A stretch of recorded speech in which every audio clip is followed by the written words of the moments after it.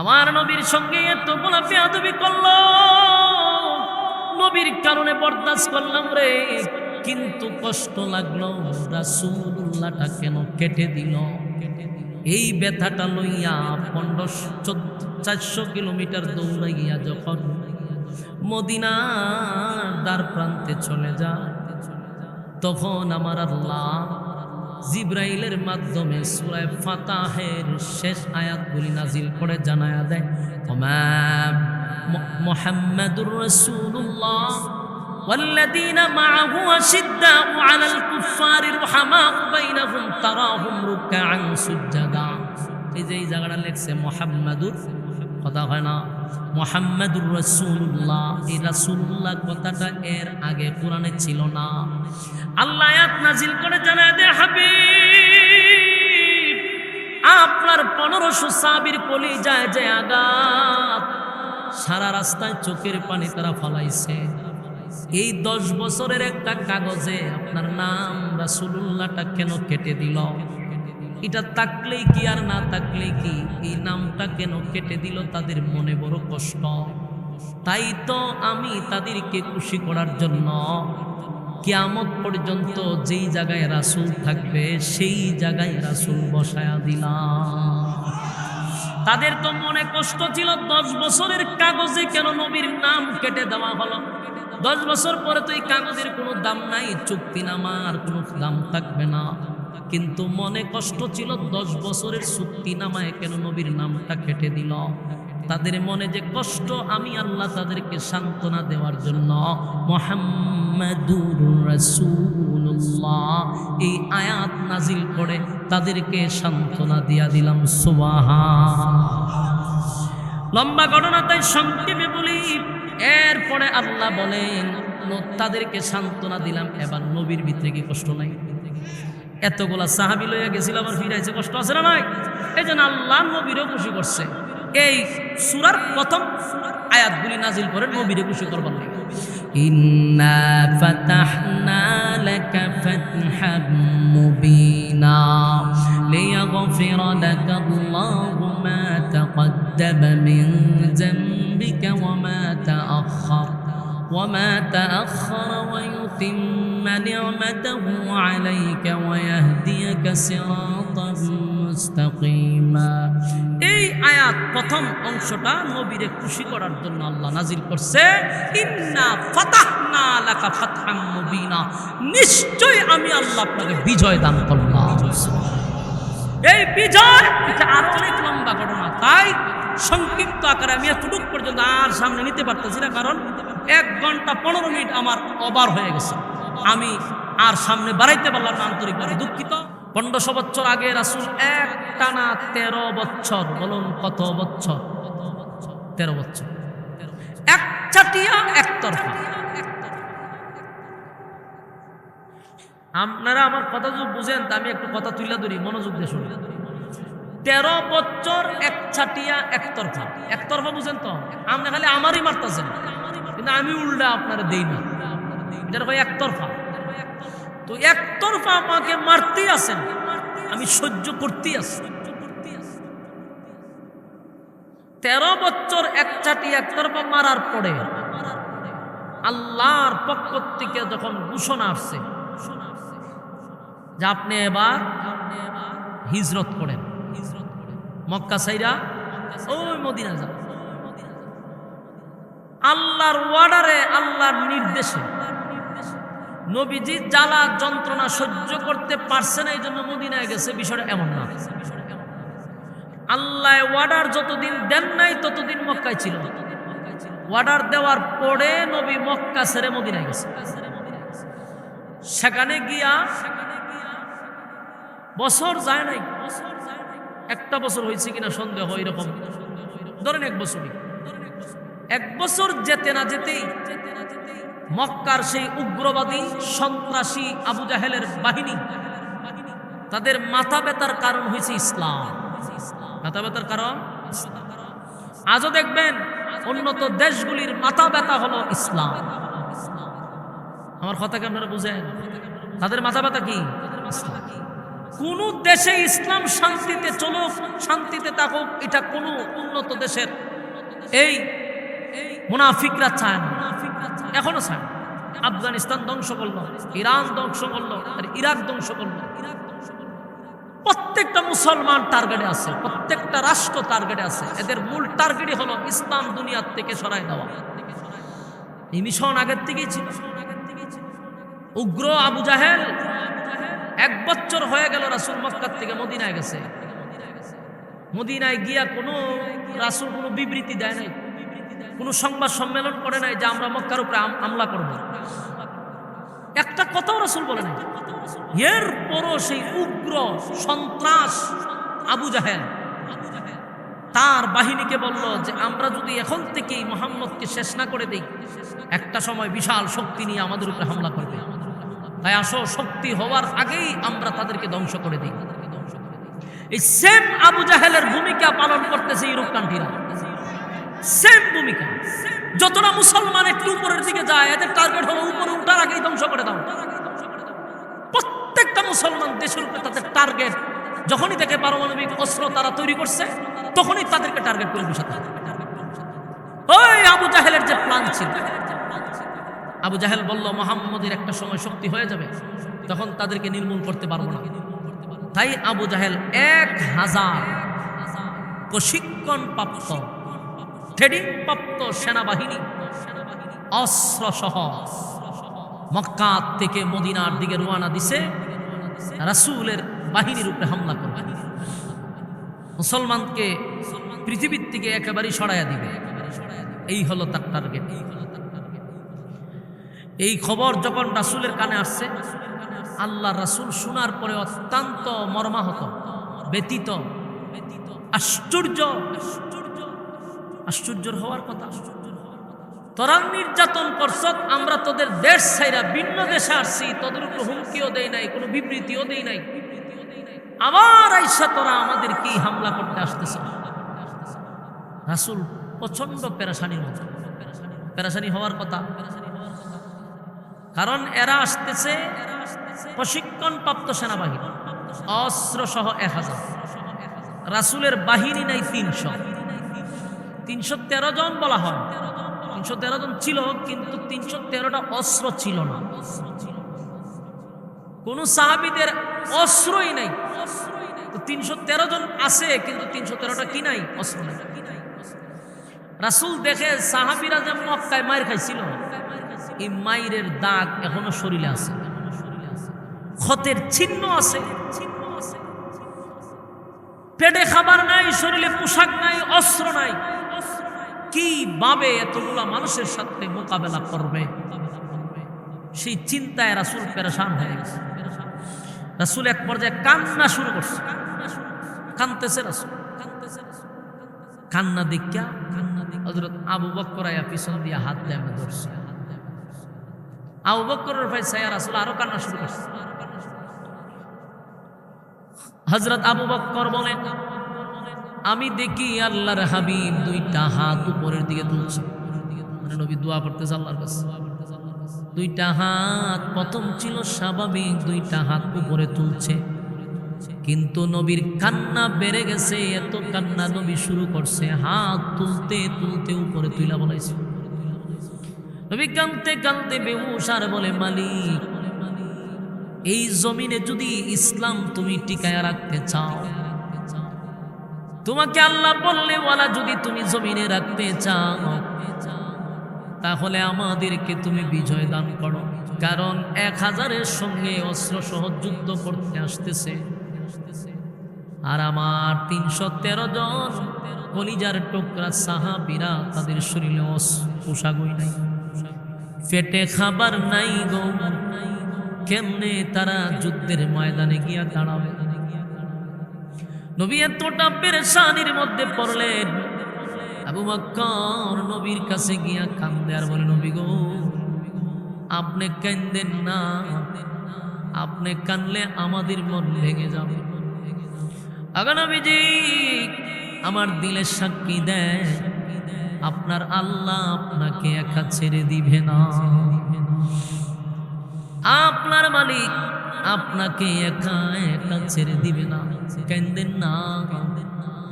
নবীজিরে বুঝায় আবু বকর। আল্লাহর নবী এর পরেও কিন্তু শান্ত হতে পারে না, কারণ নবী বারবার সাহাবায়ে কেরামদের চেহারার দিকে তাকায়। যে অসহায় চেহারা, পেটে খাবার নাই, অস্ত্র নাই, কেমনে রে আমি তাদেরকে যুদ্ধের জন্য প্রস্তুতি করি। আর 1000-এর সাথে যুদ্ধ করে আমার সবগুলা সাহাবী যদি শাহাদাত বরণ করে, এই জমিনে আল্লাহ বললে ওনার কেউ থাকবে না। আমার 13 বছরের মেহনতে, আমার 13-14 বছরের মেহনতে এই সাহাবীগুলারে আমি রেডি করছিলাম। কিন্তু এখন যদি যুদ্ধের কারণে তারা শাহাদাত বরণ করে, বলো না মালিক এই জমিনে আল্লাহ কে বলবে? নবী কান্না শুরু করলো। একটা পর্যায়ে নবী সাহাবায়ে কেরামদেরকে নিয়ে মিটিংয়ে বসছে, কারণ যাদেরকে নিয়ে নবী দাঁড়াবে তাদের পরামর্শেরও দরকার আছে না নাই? এখান থেকে আমাদের শেখা দরকার। অনেক সময় নেতারা কর্মীদের সঙ্গে কোনো কথা বলতে চায় না, কর্মীদের কোনো মতামত নিতে চায় না। নিজের নেতা হইলেই নিজের সিদ্ধান্তটাকেই চূড়ান্ত সিদ্ধান্ত মনে করে, কিন্তু এটা নবীর সুন্নাহ না। কর্মীদেরকে নিয়ে বসা, তাদের সঙ্গে পরামর্শ করা, তাদের কথাগুলিরে প্রমোট করা। তাই আল্লাহর হাবিব সাহাবায়ে কেরামদেরকে নিয়ে বসলেন।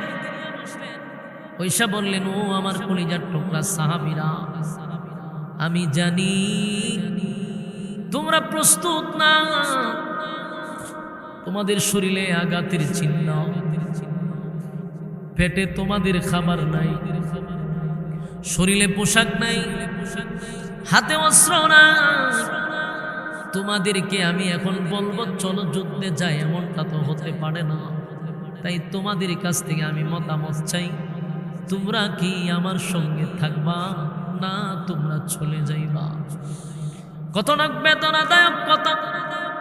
নবী দিলটা বড় নরম, ব্যথায় ব্যথিত হইয়া কর্মীদেরকে লইয়া হাবিবে কিবরিয়া বলেন, ও আমার সাহাবীরা, বলো না তোমরা কি আমার সঙ্গে শেষ পর্যন্ত থাকবা? এই কথাগুলি বলার পরে একজন সাহাবী দাঁড়ায়া বলে, হুজুর আপনি কি আমাদেরকে মূসা নবীর উম্মত মনে করছেন? আমরা মূসা নবীর উম্মত নয় গো।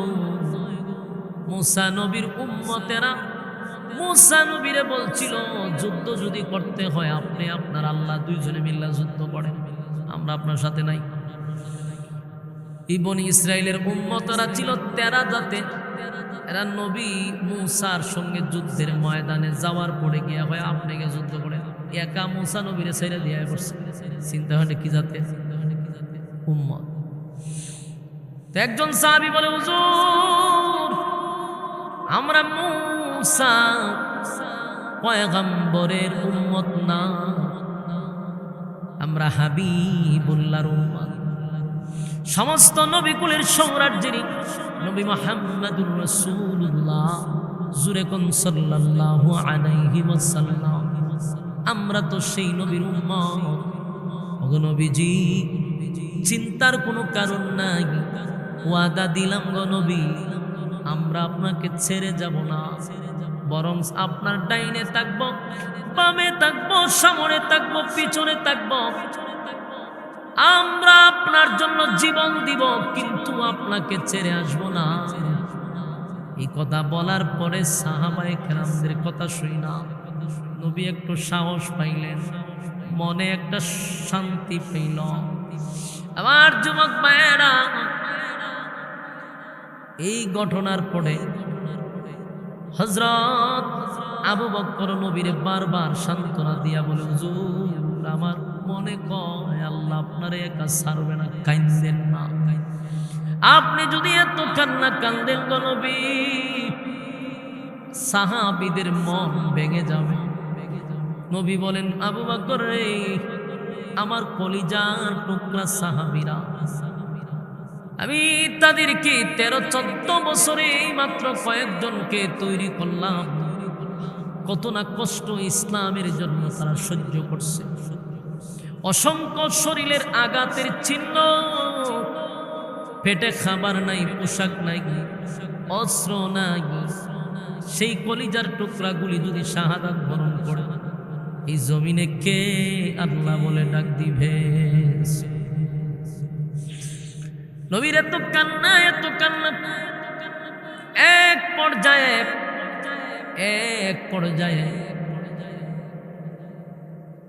একটা পর্যায়ে জিবরাইলকে আমার আল্লাহ নবীর কাছে পাঠাইছে। সুবহানাল্লাহ। জিবরাইল আলাইহিস সালাতু ওয়াস সালামকে পাঠাইল। পাঠাইয়া আমার হাবিবকে পাঠানোর পরে জিবরাইলকে পাঠায় কয়, আমার বন্ধুরে বন্ধু যেন টেনশন না করে, আমার বন্ধুর সাথে আমি আল্লাহ আছি।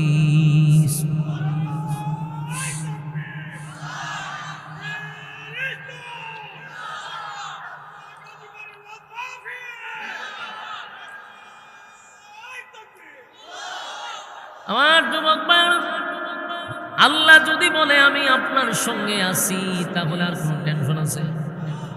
আর কোনো চিন্তার কারণ নেই। তাই নবী একটু খুশি হইলেন, কিন্তু নবী কয়, আল্লাহ আপনি আমারে কিছু বাহিনী দেন। আল্লাহ বলেন, কত বাহিনী লাগবে বলেন? 1000 মালাইকা দুনিয়ায় পাঠায়। নবী কয়, না মালিক আরো পাঠান। 2000 পাঠাই, না মালিক আরো পাঠান। 5000 মালাইকা জমিনে পাঠাইছে। সুবহানাল্লাহ। বলুন ফেরেশতা কি 5000 লাগে? একজন ফেরেশতা যদি এইভাবে গুতা দেয়, জমিন উল্টায়া পড়বে গিয়া। কিন্তু এগুলা কেন পাঠাইলেন? নবীরে সান্ত্বনা দেওয়ার। যুবক বায়না, আল্লাহ তখন নবীরে বলেন, পয়গম্বর গায়ে ফাড়া দিয়া যদি বারবার কেউ ঝগড়া করতে চায়, তাদেরকে ছেড়ে দেওয়া উচিত না। 13 বছর আমার নির্দেশে মায়ের খাইছেন। 13 বছর এক সাটিয়া মায়ের আপনি খাইছেন। আমি আপনাকে একবারও বলি নাই যে আপনি প্রতিবাদ করেন। তাই এক চাটি আপনি মায়ের খাইলেন। আমি আল্লাহ আপনাকে বলি নাই আপনি আঘাত করেন। এক চাটিয়া মায়ের খাওয়ার পরে 1.5 সাইরা দূরে আসছেন। তারপরেও তারা গায়ে পাড়া দিয়া ঝগড়া করতে চায়। এবার তো আর ঘরে বসে থাকলে হবে না।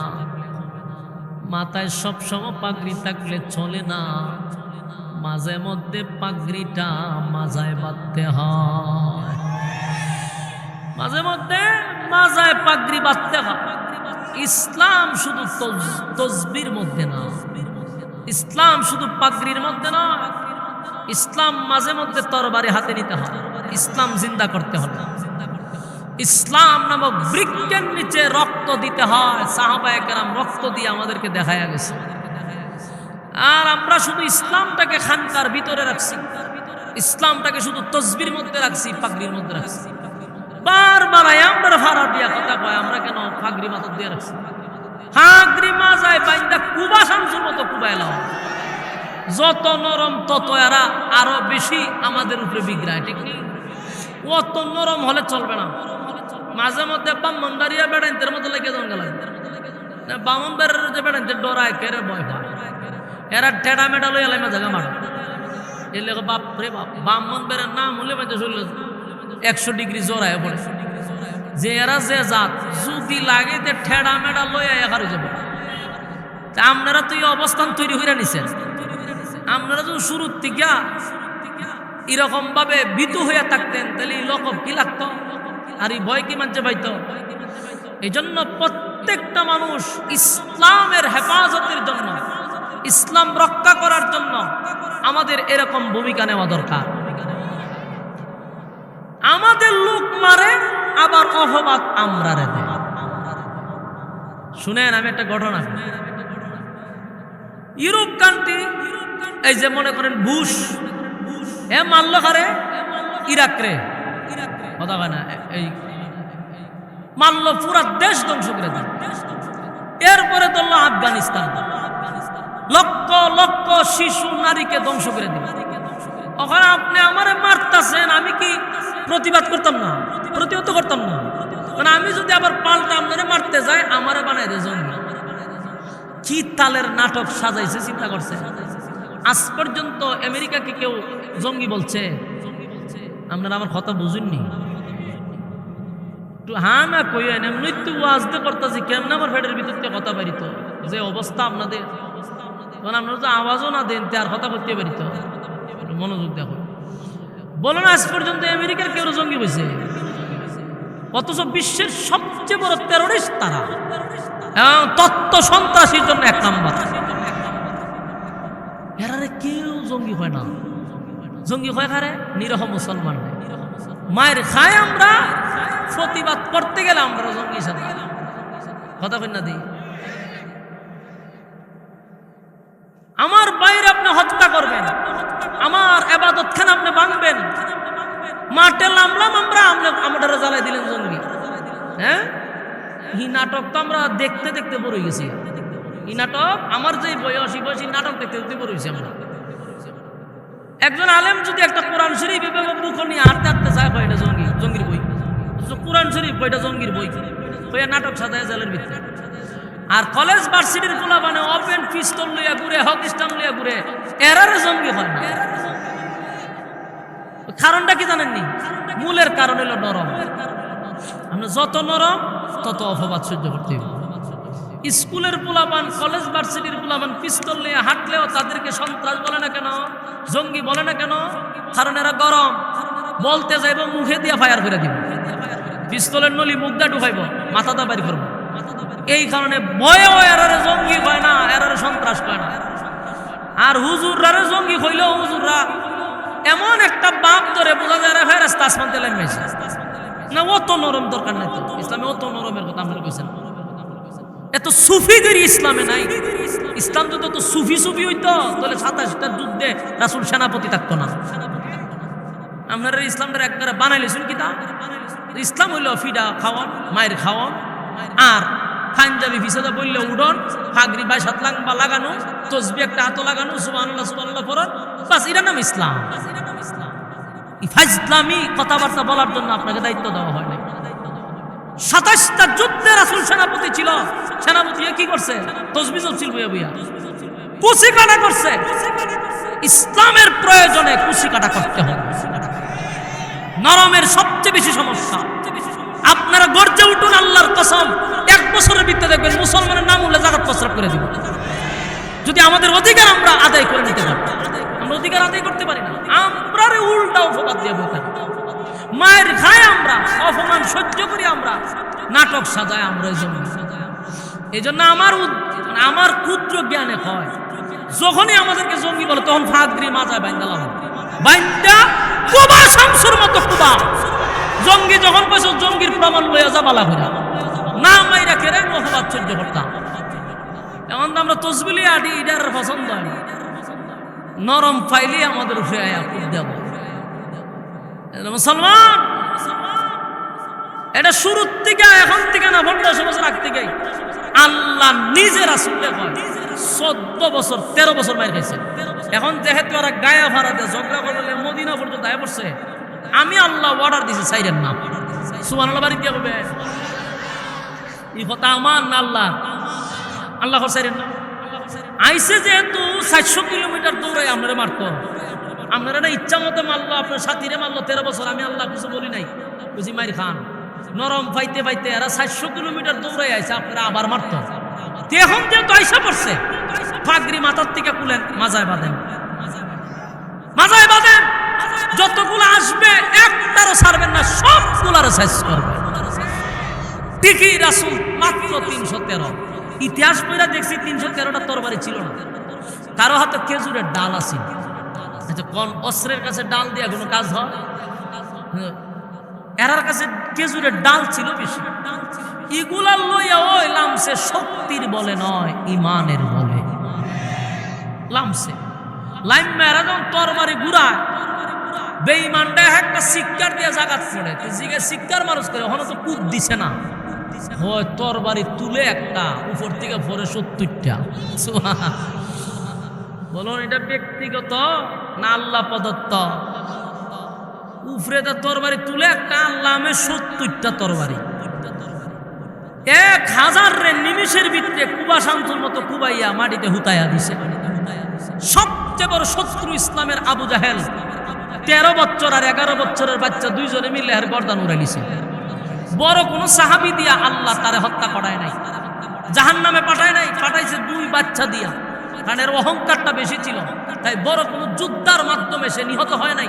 আল্লাহ হয় মুআজ আর মুআজ 2 ভাই মিলে আবু জাহেলের গর্দান আলাদা করছে। সুবহানাল্লাহ। বাড়ি গিয়া হইবেন ইসলামের ইতিহাস জানা দরকার আপনাদের। এতটা নরম হইলে ইসলাম কায়েম হইত না। আমরা তো একেবারে নরম হয়ে যাই।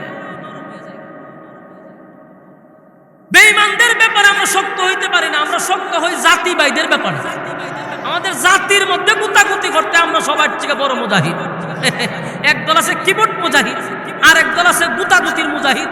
কারে কেমনে দমন করা যায় এই গুতাগুতিতে আছে খালি আলাদা জীবন। স্বজাতির মধ্যে এরা দ্বন্দ্ব লাগাইতে রাখছে। হাজলামির একটা সীমা থাকা দরকার। আমাদের মধ্যেই আমরা মুজাহিদ হয়ে বসে রয়েছি, কারে কেমনে দমানো যায়, কারে কেমনে থামানো যায়। অথচ আমাদের পীরের সামরা তুলে লাইতেছে, আমরা খবর নেই। মারতে গেলেই তো সমস্যা। হক কথা তো বলা যায় না, সবারই তিতা লাগে। হক কথা বলতে গেলে জাতি ভাইদের আরো বেশি তিতা লাগে। এজন্য এখান থেকে শিক্ষা গ্রহণ করুন। বদরের যুদ্ধ সাহাবী কজন ছিল? 313। হেরা কত ছিল? সাইজ করছিনি? আমি কই ওয়াজ করতেছি আল্লাহ। আজকে আমি নিজ ওইখানে বইয়া চিন্তা করছি, আমি কই আইছি ওয়াজ করতে। কি ব্রাহ্মণবাড়ি আইছি না ভাবনা কইছি? বাউনবাড়ির মানুষের তো এরকম আওয়াজ না। বাউনবাড়ির মানুষ তো তর্জন আর বড় কথা হইন না। আপনি বাপ লইছেন ভাবনার আর কোন শহীদ বাড়ি। শহীদ বাড়ির মানুষ তো গরম তাহার কথা, কিন্তু আওয়াজ নাই আপনার আর বেশি ভাবনা। আওয়াজ দিতে হবে, আওয়াজ। বলুন, বদরের যুদ্ধে ছাইরা দিছে 6000 আইছি। সাহাবী কত? সাইজ করছি না 1000 রে একের রহমান করে দিয়েছে আবু জাহেলের যুদ্ধ। এগুলা ব্যক্তিগত শক্তি ছিল না, ইমানি জজবা ছিল। গেল এই যুদ্ধ, আরো বহু যুদ্ধ হয়েছে। যুদ্ধের এক পর্যায়ে অনেক বছর, প্রায় 6 বছর মদিনাতে এই যুদ্ধের 6 বছর পরের কথা বলতে। 6 বছর পরে রাসূল স্বপ্ন দেখছে যে সাহাবীদেরকে নিয়ে উনি উমরা করতেছে। অথচ এই 6 বছরের ভিতরে কিন্তু কেউ আর মক্কা যাইতে পারছে না। নিজের দেশ, মায়ের দেশ, জন্মস্থান কেউ যাইতে পারে নাই। তো সবাই জন্মস্থানের জন্য একটা মায়া আছে না, বাড়িঘর ছেড়ে আইছে। তো রাসূল স্বপ্নে দেখছে সাহাবীদেরকে নিয়ে গেছে উমরা ওয়াজ করালে। গেছেতে উমরা টুমরা করছে, কইরা একেবারে সুন্দর মতে আবার জায়গায় ফিরে আসছে। স্বপ্ন দেখার পরে রাসূল সাহাবায়ে কেরামদেরকে বলল, শুনো, আমি তো গতকালকে একটা স্বপ্ন দেখছি। কি স্বপ্ন দেখছে? তো দেখছি তোমাদেরকে নিয়ে আমরা উমরা করতে গেছি। উমরা করে আবার নিরাপদে আমি মদিনায় আসছি। হযরত ওমর কই, হুজুর, আপনার স্বপ্ন তো স্বপ্ন না, আপনার স্বপ্ন তো ওহী। আপনার স্বপ্ন আমাদের স্বপ্ন না, আপনার স্বপ্ন তো ওহী, মানে ডাইরেক্টলি বাস্তব। তাহলে আপনি যেহেতু দেখছেন, আপনি উমরা করতে গেছেন। আর আমরা অনেক সাহাবীরা মায়ের দেশ, জন্মস্থান সব কিছু ছাইরা আসছি। 6 বছর হয়ে গেছে, এখনো যাইতে পারলাম না নিজের দেশে। চলুন, যেহেতু স্বপ্ন দেখছেনি, আমরা উমরাও করলাম, আমাদের জন্মভূমিটাও আমরা সফর করে আসলাম। রাসূলও কইল, ঠিক আছে, মদিনায় খবর করে দাও। মদিনায় নারী পুরুষ সবাই জেনে এত খুশি, আনন্দ, অনেক দিন পর আমরা মক্কায় যাব। প্রায় 1500 সাহাবী হবে। এদেরকে নিয়ে রাসূল রওনা দিছে মক্কার দ্বার প্রান্তে। সাথে উট, বকরি, বেড়া ইত্যাদি সহ হয়ে গেছে, কুরবানি করবে। যখন মক্কার দ্বার প্রান্তে চলে গেছে, তখন মক্কাবাসীদের কানে খবর পৌঁছে গেছে যে মদিনার থেকে মুহাম্মদ তার বাহিনী নিয়ে মক্কার পথে রওনা দিছে যুদ্ধ করার জন্য। যখন তো নবী কি যুদ্ধ করালে যেতেছে, কিন্তু খবরটা রটাইছে কি? যুদ্ধ। তো মদিনার থেকে 19 কিলোমিটার দূরে যারা হজ উমরা করতে গেছেন, একটা জায়গার নাম হলো হুদাইবিয়া। এই হুদায়বিয়া হইল মদিনার থেকে, মক্কার থেকে 19 অথবা 21 কিলো হবে। ওখানে রাসূল যাওয়ার পরেই পুরা মক্কায় খবর হয়ে গেছে যাইতেছে, কারণ এরারও একটা ভয় আছে ভিতরে। ভয় করে জানেননি, মায়ের খাইছে তো, যতবার গেছে মদিনা ততবারই মায়ের খাইছে। আচ্ছা আমি একটা এক্সাম্পল দিই, আফগানিস্তান যদি আমেরিকার দ্বার প্রান্তে কোনো বাহিনী যায়, বলুন তো এরার অবস্থা কি? এরা যত শক্তিশালী হোক, কিন্তু ইয়াদ আসেনি 21 বছর না 20 বছর যুদ্ধ কইরা শেষে ফালাইয়া বাকছে। আফগানিস্তানের নাম শুনলে এরা প্রস্রাব পায়খানা এসে পড়ে। তুই আফগানিস্তান যদি এরার সীমানার ভিতরে দিয়ে আড়াআড়ি করে, এদের অবস্থা কি? ঠিক এমন অবস্থা মক্কাবাসীর। যখন দেখছে রাসূলের তার বাহিনী নিয়ে গেছে, প্রায় 19 কিলোমিটার দূরত্বে আছে, মক্কার থেকে কয়েকজন নেতারা চতুর্দিক দিয়া আটকায়া দিছে এবং খবর আসছে আপনারা এখান থেকে সামনে আগাইতে পারবেন না। আল্লাহ রাসূল কয় সর্বনাশ, এত দূর থেকে আইলাম, এত সাহাবী নিয়া আমরা যে হজ করতাম, উমরা করতাম, বাধা দিল কা? কোনোভাবেই তারা আর মক্কায় ঢুকতে দেয় না। তাদের ভয় হইল যদি মক্কায় ঢুকে যুদ্ধ করে, তা আমরা অতদিন মারছে মদিনা, এখন আমরা গরম আইরা তারা যাইব, তার ভয় লইল। কোনোভাবেই যখন তাদেরকে ঢুকতে দিতেছে না, এখানে তাবু টাঙাইয়া বেশ কয়েকদিন রাসূল থাকছে, পানির সংকটে পড়ছে, বিভিন্ন ঝামেলা, পানি নাই, খাবার নাই, এই তাবুতে বৈশা এতগুলা সাহাবী। শেষে আল্লাহর রাসূল হযরত উসমান রাদিয়াল্লাহু তাআলা রাসূলের মেয়ের জামাই, উনি তো অত্যন্ত নরম মনের মানুষ ছিল, ব্যবসা করতো, তো মক্কার মানুষের সাথে ওনার একটা সম্পর্ক ছিল, ব্যবসার কাছে। এখান থেকে রাসূলের পক্ষ থেকে উসমানকে পাঠাইলো মক্কাতে, যে তুমি তাদেরকে গিয়া বলো যে আমরা যুদ্ধ করতে আসি নাই, আমরা আসছি খানায়ে কাবা জিয়ারত করার জন্য, আমরা হজ উমরা কইরা আমরা চলে যাব, কোনো যুদ্ধ করব না।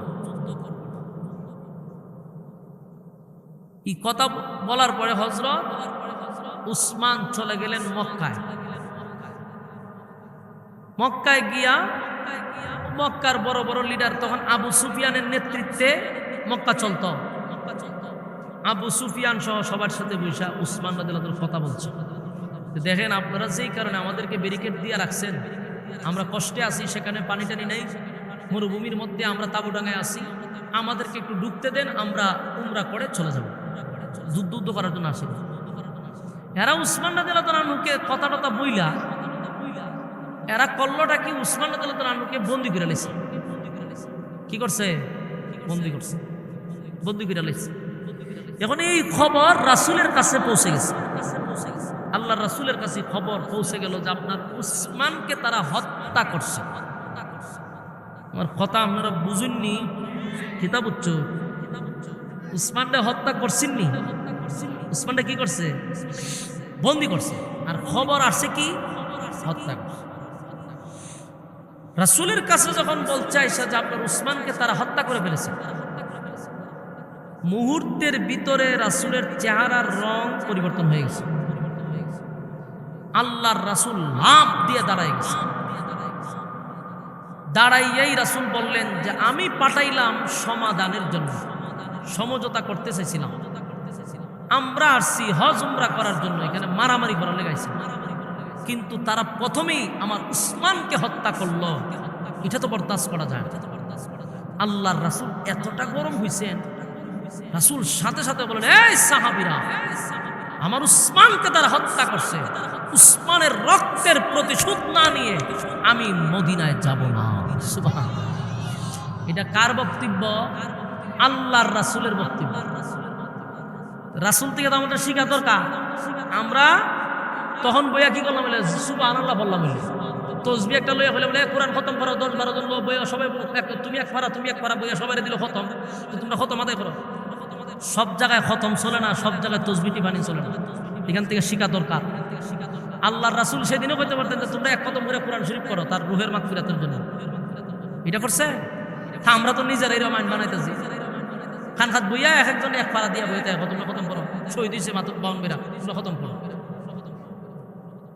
এগুলা ফাজলামি ছাড়া কিছু না।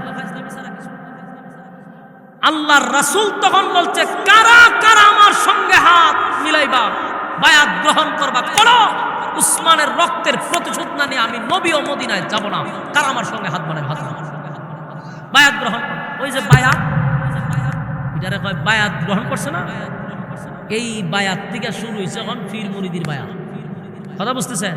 আর আমরার দেশে এটা শুরু হয়েছে ছাইলে আর ডাইলে খিচুড়ি বানায় খাওয়া।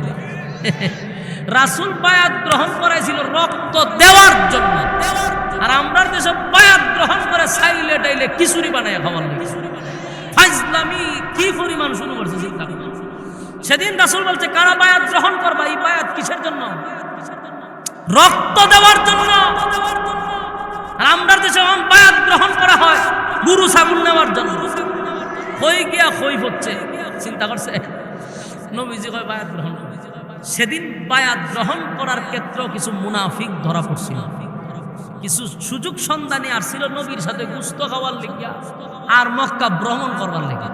যখন রক্ত দিতেইব, কিছু লোক কয়, হুজুর আমার তো ফেটে বেদনা শুরু হয়েছে, তা আমার মাথা ঘুরায়, হুজুর আমি খারি কিচ্ছু দেখি না, তা আমার দিশলে কিতা কিতা করে।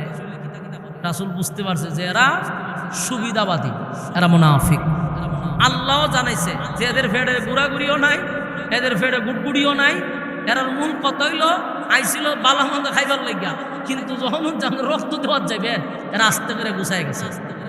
যুগে যুগে এরকম কিছু মির্জাফর আছে না নাই, কিছু দালাল চক্র থাকে, লেবাস দেখতে বোঝা যায় জান্নাত তেলাইম আইছে, এত বড় বুজুর্গ, কিন্তু এক একটা আব্দুল্লাহ ইবনে উবাই ইবনে সুলুল হয়ে বসে রয়েছে, ধরার ক্ষমতা নাই।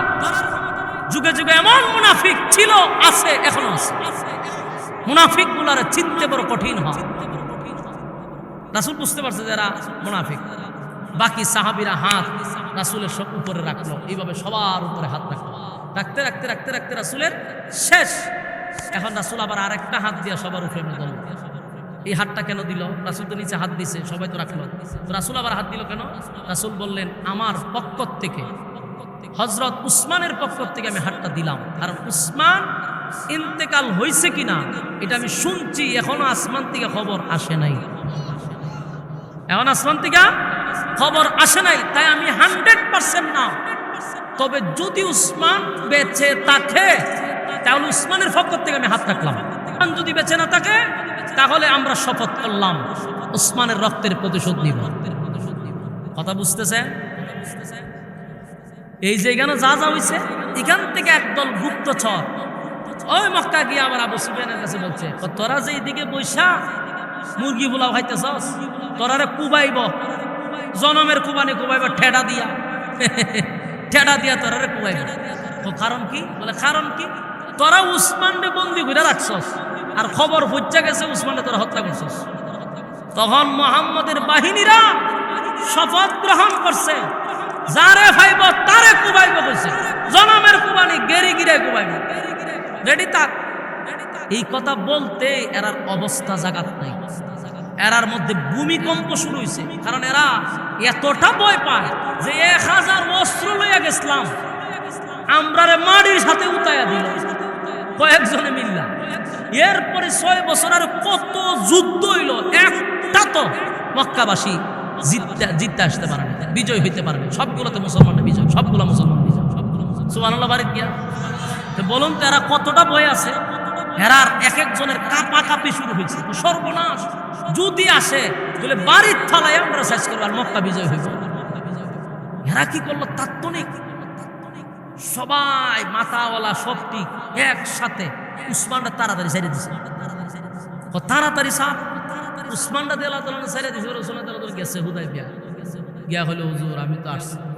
সব সাহাবীরা দেখে উসমান তো এসে বলছে, খবর রটাইলে উসমানটা হত্যা করছে। ঠিক আছে, উসমান যেহেতু আসছে আমরা যুদ্ধ করতে রাজি না, কারণ আমরা তো যুদ্ধ করার জন্য আসি নাই।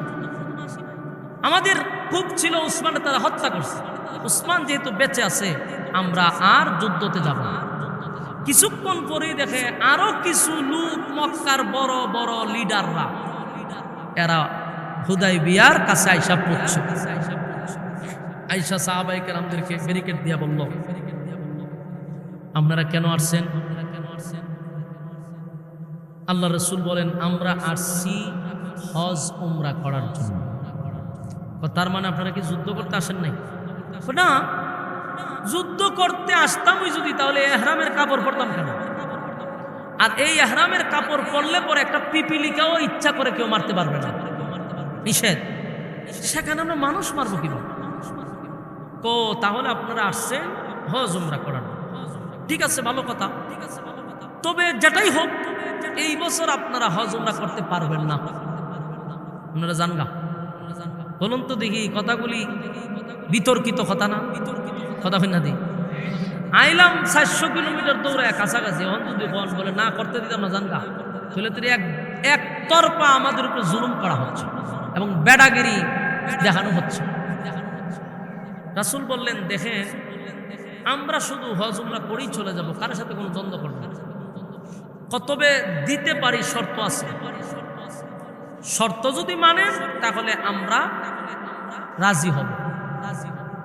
ও এরা একটা চুক্তি করে এখানে, যেটাকে ইসলামের ভাষায় বলা হয় ঐতিহাসিক হুদাইবিয়ার সন্ধি বলা হয়।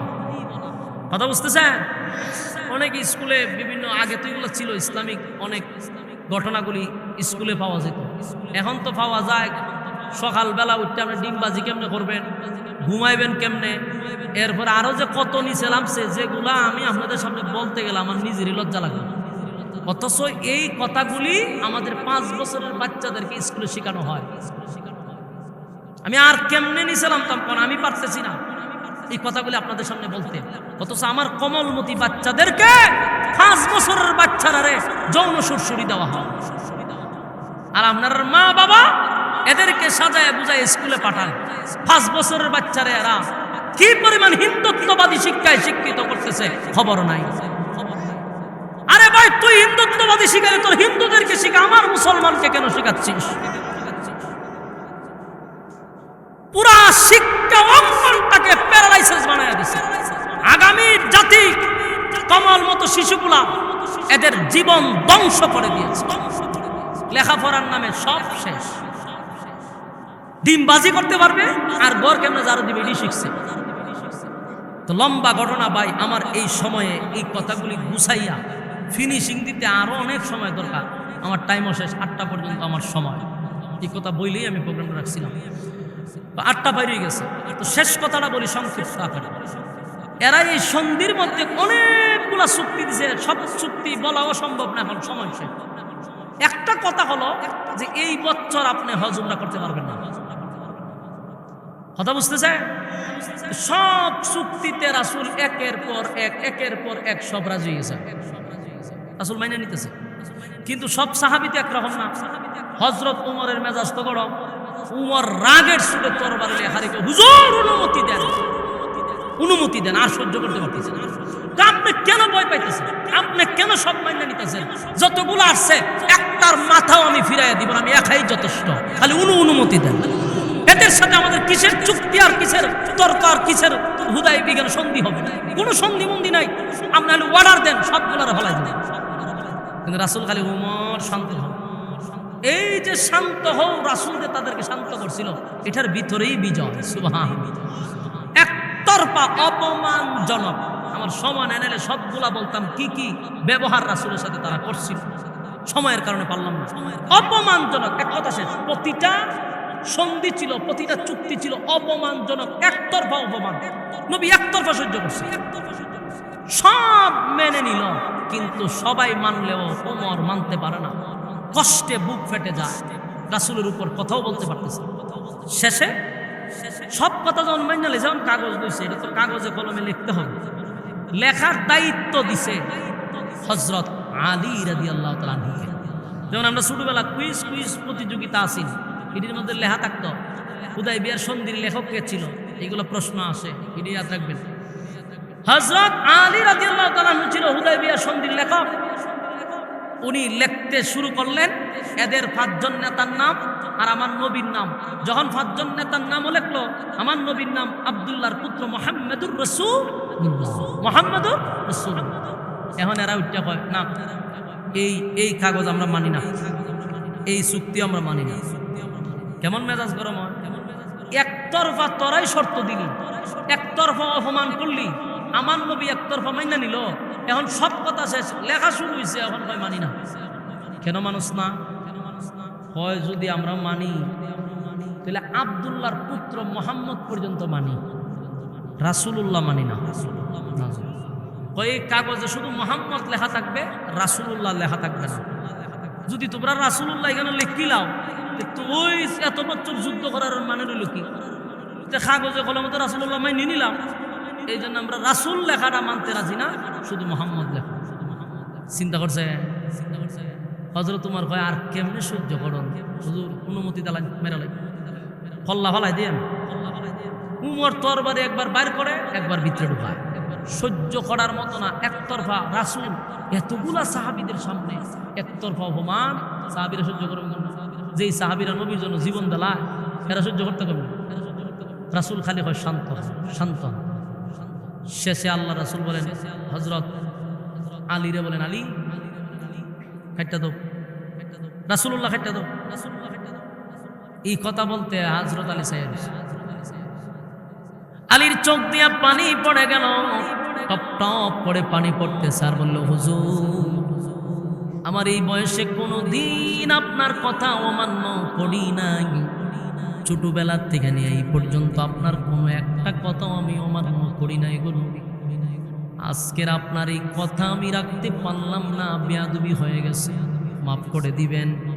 আমি রাসূলুল্লাহ শব্দটা কেটে দেওয়ার মতো ক্ষমতা রাখি না, আমার আপনি শাস্তি দেন, কিন্তু রাসূলুল্লাহটা আমি কেটে দিতে পারবো না।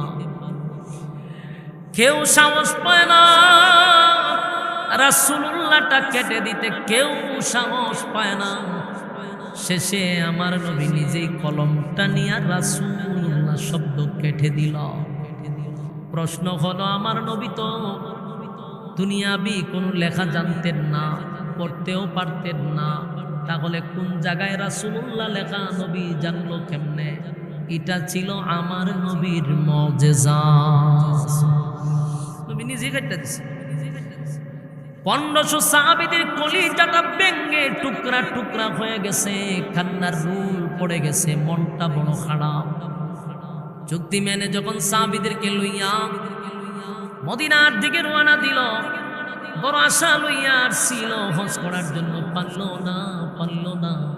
না। সাহাবীদের চোখে পানি পানি কান্দে। প্রত্যেকটা সাহাবীদের কলিজায় কেমন ব্যথা ছিল তা বোঝানো সম্ভব না। তাদের সবচেয়ে বেশি কষ্ট লাগছে রাসূলুল্লাহ শব্দটা কেন কেটে দিল। আমার নবীর সঙ্গে এত বলা বেয়াদবি করলো, নবীর কারণে বরদাস্ত করলাম রে, কিন্তু কষ্ট লাগলো, রাসূলুল্লাহটা কেন কেটে দিল।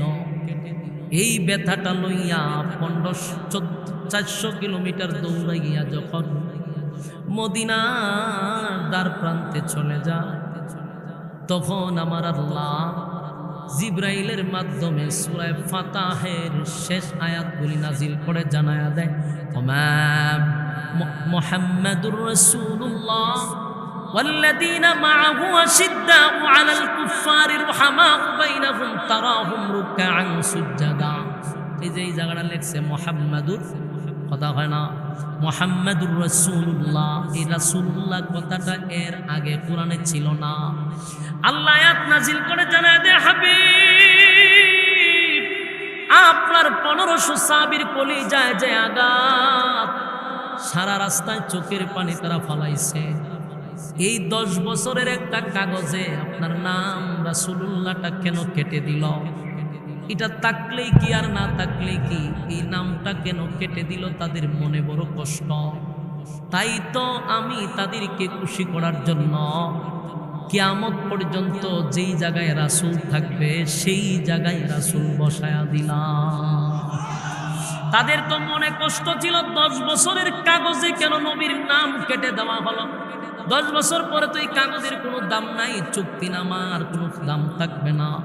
কিন্তু মনে কষ্ট ছিল, 10 বছরের চুক্তিনামায় কেন নবীর নামটা কেটে দিল?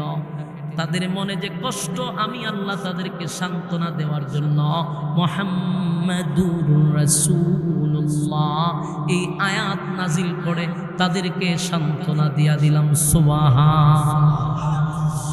লম্বা ঘটনা, তাই সংক্ষেপে বলি। এরপরে আল্লাহ বলেন তাদেরকে সান্ত্বনা দিলাম, এবার নবীর ভিতরে কি কষ্ট নাই? এতগুলা সাহাবী লইয়া গেছিল, আবার ফিরাইছে, কষ্ট আছে না নাই? এই জন্য আল্লাহ নবীরও খুশি করছে। এই সূরার প্রথম আয়াতগুলি নাজিল করে নবীরে খুশি করবার লাগে। ইন্না ফাতাহনা লাকা ফাতহাম মুবিনা লিয়াগফিরা লাকা আল্লাহু মা তাকদ্দামা মিন যামবিকা وما تأخر ويتم نعمته عليك ويهديك صراطا মুস্তাকিমা। এই আয়াত প্রথম অংশটা নবীরে খুশি করার জন্য আল্লাহ নাজিল করছে। ইন্না ফাতাহনা লাকা ফাতহাম মুবিনা, নিশ্চয় আমি আল্লাহ আপনাকে বিজয় দান করলাম। এই বিজয় এটা আরো অনেক লম্বা ঘটনা, তাই সংক্ষিপ্ত আকারে আমি এতটুকু পর্যন্ত আর সামনে নিতে পারতেছি না, কারণ 1 ঘন্টা 15 মিনিট আমার ওভার হয়ে গেছে। আমি আর সামনে বাড়াইতে পারলাম না।